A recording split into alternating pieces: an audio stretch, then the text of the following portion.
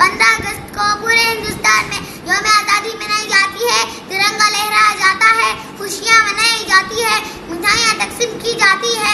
यह जो खुशियाँ हमें नसीब हुई है, इसको हासिल करने के लिए हमारे आबा अजदाद ने जानों की बाजी लगाई।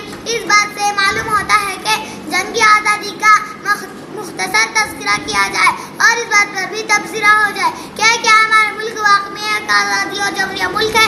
क्या हमारे बुजुर्गों ने जो ख्वाब देखा था कौम एकता का, भाईचारगी का, हमने उसको हकीकत में ताबीर किया है।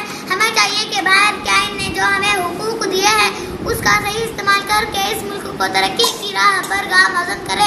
आखिर में कहकर अपनी तकरीर खत्म करूंगी।